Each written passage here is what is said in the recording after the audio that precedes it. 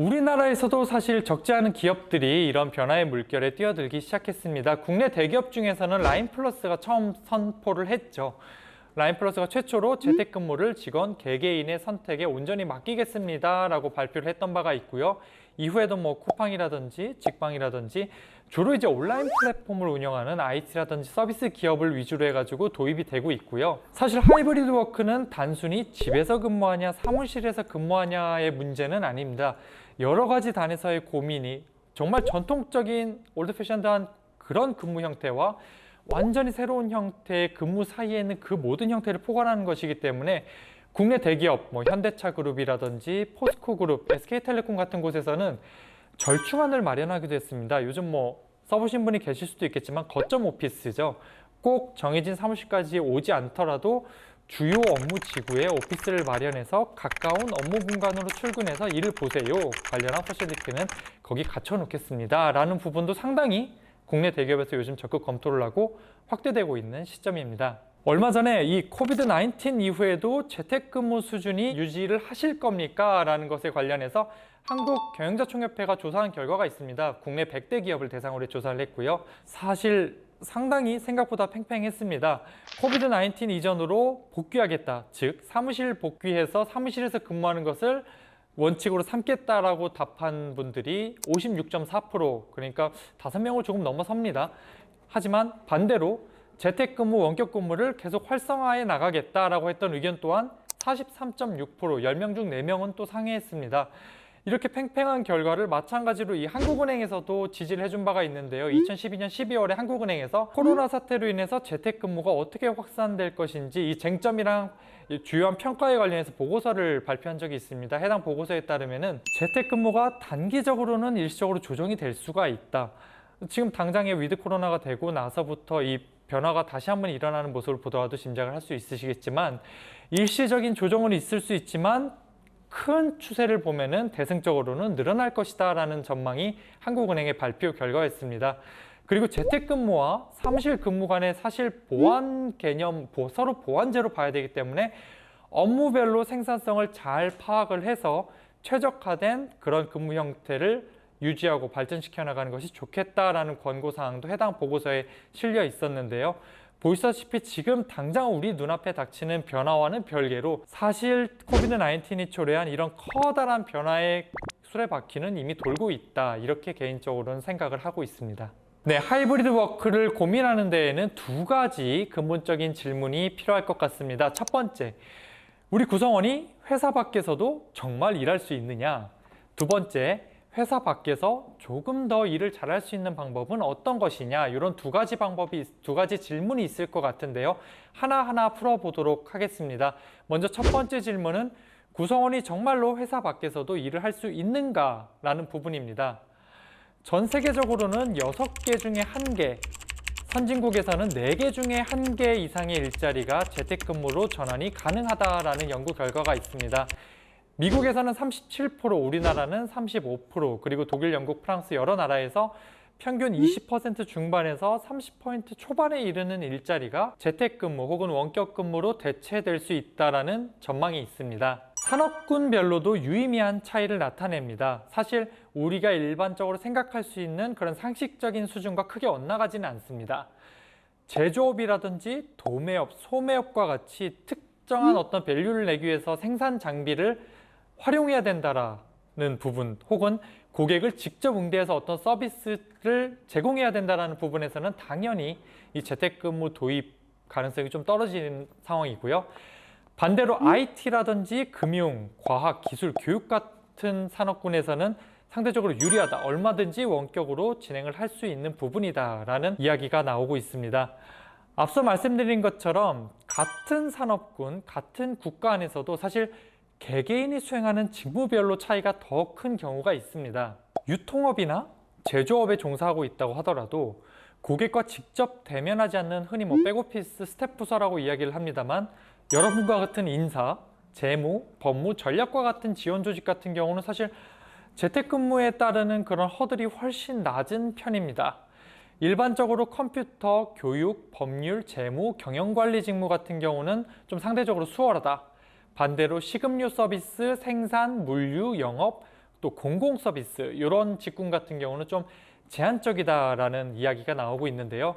그렇기 때문에 우리가 구성원이 회사 밖에서도 일을 할 수 있느냐라는 것을 검토하기 위해서는 결국 개인 차원의 직무 적합성 그리고 조직 차원의 인프라 준비가 잘 되어 있느냐 이 두 가지 축을 놓고 프레임을 좀 고려해 볼 필요가 있을 것 같습니다. 개인 차원의 직무 적합성을 검토하기 위한 질문으로는요. 보시는 바와 같이 한 5개 정도 저희가 여러 가지 연구 자료를 종합하여 마련을 해봤는데 물리적으로 고정된 장비가 필요하냐? 뭐 법과 규정에 따른 업무 공간 제약이 있느냐? 뭐 이런 것들이 있을 것 같고요.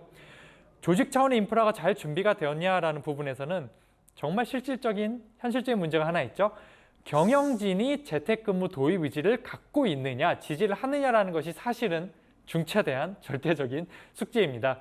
그 외에 앞서 소개드린 것처럼 비대면 업무를 진행하는 데 필요한 인프라, 그 솔루션을 갖추고 있느냐, 뭐 다양성과 포용 관점에서 부정적인 영향은 없느냐, 그리고 정보 보안, 요즘 또 정보 보안이 중요하니까 그런 리스크가 없느냐, 이런 부분에 대해서 좀 검토를 하고 이 개인 차원의 직무 적합성, 조직 차원의 인프라 준비도 종합적으로 고려하여 검토해 보실 필요가 있을 것 같습니다. 두 번째 질문은 회사 밖에서 조금 더 구성원이 일을 잘할 수 있게 하는 방법은 무엇이냐라는 부분인데요. 이미 재택근무를 해보신 분들이라면 그리고 앞으로도 어느 정도 부분적으로 도입을 해 나가실 예정이라면 한번 귀 기울여 보실 만한 포인트가 아닐까 싶습니다. 뭐 간명하게 하이브리드 워크를 위한 5단계 질문이라고 저희가 일단 스터디를 통해서 도출을 해봤는데요. 디자인 싱킹이라고 하죠. 그 고객 친화적인 제품, 서비스를 개발하는 데 사용되는 프로세스. IT 기업에서는 뭐 사실 되게 일상화가 되어 있고 최근에는 제조기업에도 많이 확산이 되고 있습니다. 이 5단계 질문을 디자인 싱킹에 기반해서 이 구성원의 긍정적인 경험을 설계하는 데 한번 활용해 볼까 합니다.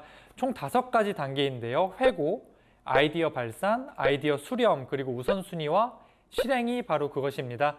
첫 번째 단계는 회고입니다. 대표적인 질문으로는 지금까지 여러분이 하신 재택근무는 어떠셨나요?가 될 것 같은데요. 구성원 개개인이 정말 서로 다른 업무 환경, 각자 다른 환경에서 살기 때문에 모두가 각양각색의 환경 속에서 다른 경험을 했을 거란 말이에요. 그렇기 때문에 각자가 생각하는 이 재택근무 시의 장점과 단점에 대해서 먼저 터놓고 이야기를 나눌 필요가 있습니다. 그러다 보면은 반복적으로 등장하는 키워드가 분명히 있을 겁니다. 뭐 기사만 보더라도 그런 키워드들이 많이 나오죠. 가족, 반려동물, 뭐 외로움, 식사, 뭐 침대 밖으로 안 나가게 됐어요. 뭐 여러 가지 키워드들이 나오는데 이런 걸 정말 자유롭게 일상적인 워딩으로 터놓을 필요가 있습니다. 이러한 회고는 개인 차원에서 접근을 할 수도 있고요. 팀 차원으로 접근을 할 수도 있습니다. 팀 차원에서 접근을 한다는 거는 이게 같은 회사, 심지어 같은 펑션 산하 조직 안에서도요. 팀에 따라서, 파트에 따라서 어디는 잘 되고 어디는 안 되는 케이스가 생각보다 많습니다. 뭐 사실 거기에 많은 영향을 미치는 게 리더십이 아닐까 개인적으로는 생각을 합니다만 그래서 개인적으로도 회고를 할 필요가 있고요. 필요에 따라서는 이거를 팀별로 혹은 파트별로 묶어서 또 볼 필요도 있습니다. 네, 그리고 두 번째 단계는 아이디어 발산입니다. 이상적인 재택근무는 어떠한 모습인가요? 라는 부분에 대한 건데요. 각자가 생각하는 이상적인 재택근무의 모습도 저마다 다를 겁니다. 그렇기 때문에 그거에 대해서 아이디어를 제시하고 시각화를 하는 겁니다.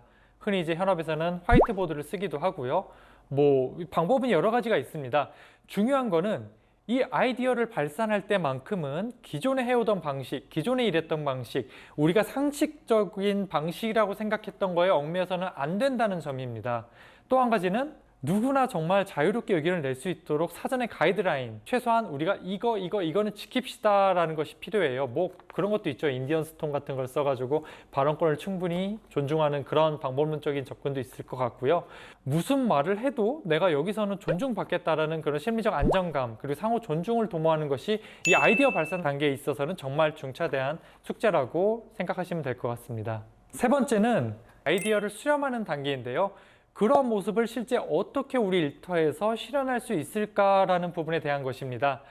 새로운 아이디어가 있고 또 더러는 팬데믹 기간 중에 이 여러 가지 시행착오를 겪었을 거예요. 그래서 사실 지금 단계에 와서는 그동안 재택근무를 수개월 동안 해오신 경우라면은 이렇게 일을 하고 이렇게 업무를 하고 회의를 하고 보고를 하면 된다라는 어느 정도 정해진 틀이 있을 겁니다. 정해진 서로 간의 규칙이 있을 거예요. 이것에 대해서 잘 꺼내어 놓고 효과가 검증된 아이디어, 새로운 아이디어 잘 종합적으로 검토를 해서 또 때로는 외부에 요즘 또 좋은 케이스들이 많으니까요. 어떤 회사에서는 이렇게 했다더라 라는 사례를 벤치마킹 할 수도 있고요. 이런 것들을 좀 폭넓게 탐색해서 좁혀나갈 필요가 있습니다. 우리 일터, 현실적으로는 우리 리더의 특성에 맞춰서 좀 베리에이션을 좁혀나갈 필요가 있는 거죠. 그러고 나면은 우선순위화입니다. 여러 가지 아이디어가 나왔을 거예요. 이것도 해보고 싶고 저것도 해보고 싶을 테지만 사실 너무 한꺼번에 하다 보면 이도저도 아닌 경우가 많습니다. 그렇기 때문에 현재 상황에서 우리가 우선적으로 어떠한 방안을 실천해 볼 것이냐라는 거에 대해서 합의가 이루어질 필요가 있습니다. 이때 흔히 영향력, 임팩트, 그리고 실행 가능성, 피지빌리티 기준으로 해가지고 많이 그 아이디어를 우선순위화 하는데요. 중요한 거는 어떠한 그 새로운 일하는 방식을 채택했던지 간에 그에 따라서 결국 성과를 내기 위해서 다 같이 모여서 일을 하는 거지 않습니까? 이 성과를 어떻게 우리 모두가 빠르고 투명하게 모니터링할 수 있을 것이냐, 합의된 기준을 만드는 것이 이때 좀 특히 중요한 포인트라고 생각을 합니다. 마지막은 실행이죠. 네. 그 안을 지금까지 우리가 논의를 해서 도출해낸 그 안을 실제로 실행하면 어떤 모습이 될까라는 부분입니다. 아이디어를 실제로 실행하고 나면요, 누구나 계획은 완벽합니다. 하지만 현실에 나가면은 여러 가지 이슈들이 발생을 하죠. 그렇기 때문에 아무리 최대한 면밀하게 검토를 했더라도 계속 진행하는 과정에서 바뀔 수 있다라는 유연성만큼은 충분히 가져가야 합니다. 야, 가이드라인이 이렇게 정했는데 이대로 가야지, 이걸 깰 수는 없어라는 것은 사실 특히 요즘 같은 환경에는 없는 것 같습니다. 그런 거는 좀 지양해야 될 것 같고요. 그렇기 때문에 어느 정도 유연성을 두되 이걸 주기를 두고 업데이트를 할 수도 있고요. 필요에 따라서는 일부 조직에 먼저 한번 도입해 보는 것도 가치 있는 접근인 것 같습니다. 너무 파격적인 거라면은 이 전체 집단을 좀 대표할 만한 특정 집단을 골라서 예컨대 경영관리 부문에 이런 변화를 시도를 해보겠다라고 하면은 재무라든지 관리 기획 같은 부서가 되겠죠. 그 부서에 우선적으로 파일럿 테스트를 해봐서 거기서 나오는 그런 또 하나의 이슈나 문제사항을 업데이트한 다음에 아이디어의 완성도를 좀 더 높이고, 이렇게 해보니까 이런 이슈가 있어서 이렇게 보완했습니다, 같이 한번 실행해 보시죠 라고 당위성을 좀 더 키우는 측면에서도 이런 파일럿 테스트를 먼저 시도해보는 방식은 적극 좀 추천을 드리고 싶습니다.